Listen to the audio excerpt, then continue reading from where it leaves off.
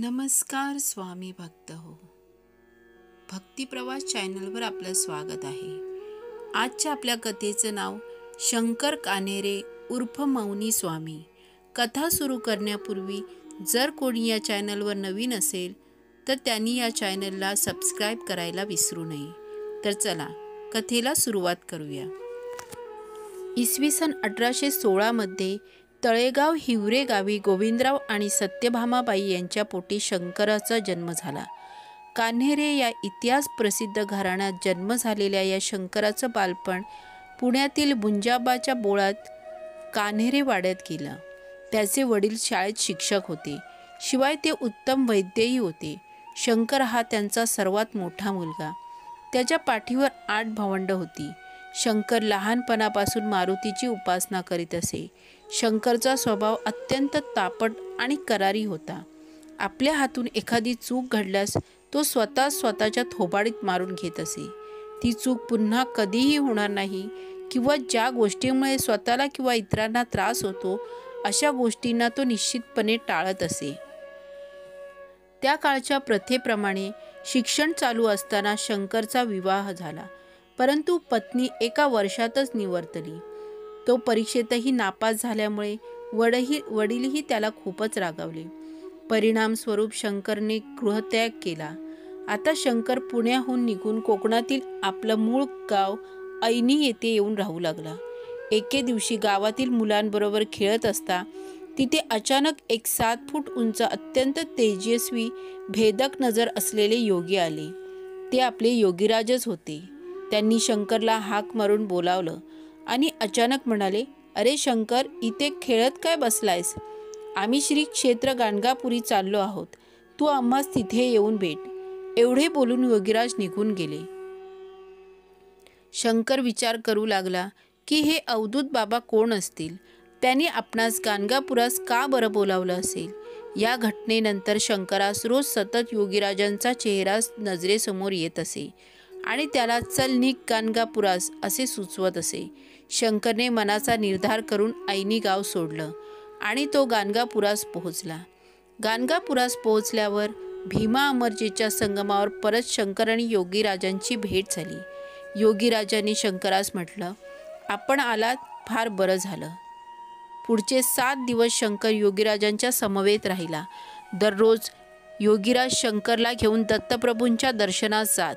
मंदिरात मध्यान्ह आरतीच्या वेळेस दररोज गंमत घडे.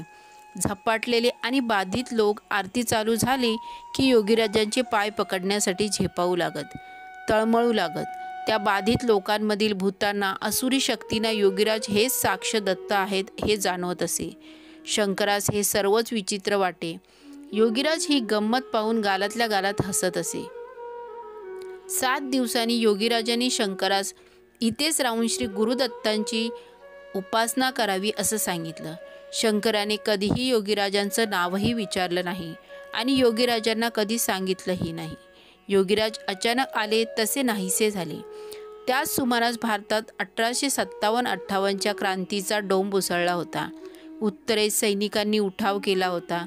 महाराष्ट्रात वासुदेव बळवंत फडकेही संग्रामात सामील झाले होते. शंकर कान्हेरेंनी वासुदेव फडकेंची साथ देण्याचं ठरवलं आणि ब्रिटिशांच्या विरुद्ध लढाईत ते सामील झाले. शंकरची पत्नी निवर्तली होती. त्याने अगोदरच गृहत्यागही केला होता. आता योगीराजांच्या आज्ञेप्रमाणे त्याने दत्तगुरूंचं अनुष्ठान सुरू केलं. अनेक महिन्यांच्या अविरत अनुष्ठानानंतर श्री दत्तात्रेयांनी शंकरास दर्शन दिलं आणि सांगितलं, "मी सध्या अक्कलकोटात अवतरलो असून माझ्या भेटीस तिथे यावं." शंकर कान्हेरे श्री दत्तप्रभूंच्या दृष्टांतानुसार अक्कलकोटास पोचले. श्री स्वामी समर्थ वाटच पाहत होते. श्री स्वामी विहिरीवर पाय सोडून निवांत बसले होते. शंकर श्री स्वामींच्या दर्शनासाठी विहिरीवर आला आणि त्याची स्वामींशी दृष्टी भेट होताच श्री स्वामींनी ताबडतोब गुरु उपदेश दिला. "मता नास्ती पिता नास्ती, नास्ती बंधू सहोदर, अर्थ नास्ती गृह नास्ती, तस्मात जाग्रत जाग्रत."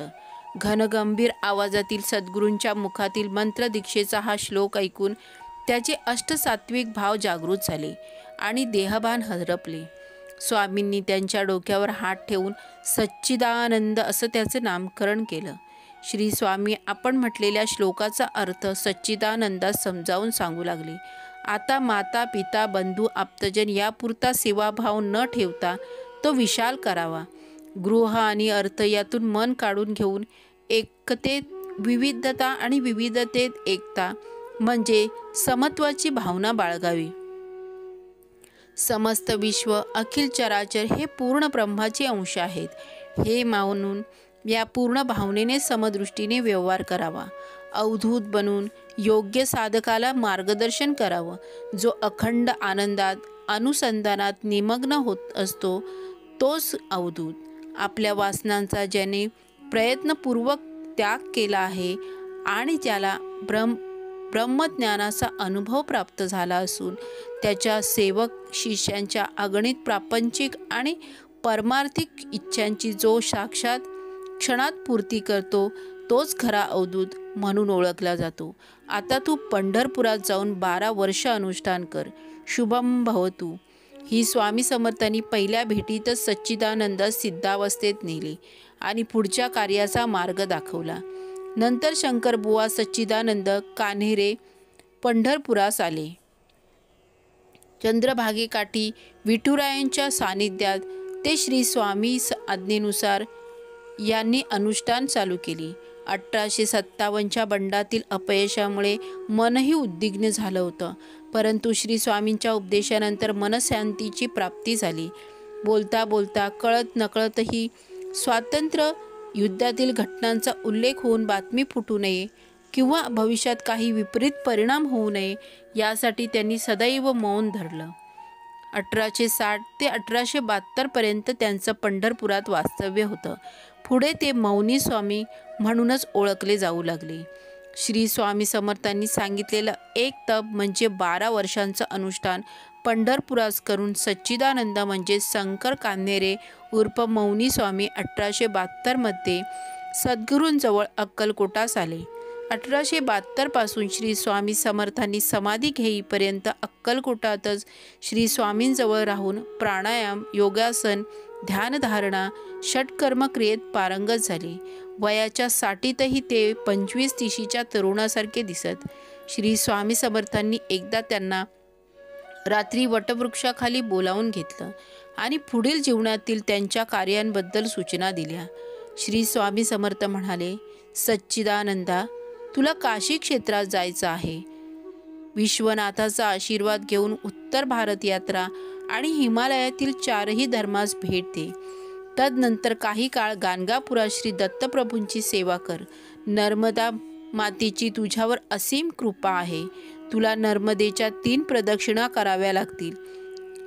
परिक्रमेच्या दरम्यान शिनोर येथे तुझी संन्यास ग्रहण दीक्षा राहील आणि त्या उपरांत तुझे नाव सच्चिदानंद राहील. शतायुषी भव.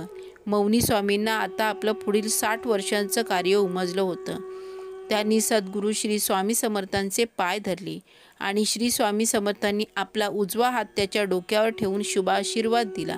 श्री स्वामी समर्थांच्या सहराहुनी तपस्साधन केले. शंकर कान्हेरे मौनी स्वामी बनून पंढरपुरी राहिले. श्री स्वामी समर्थ.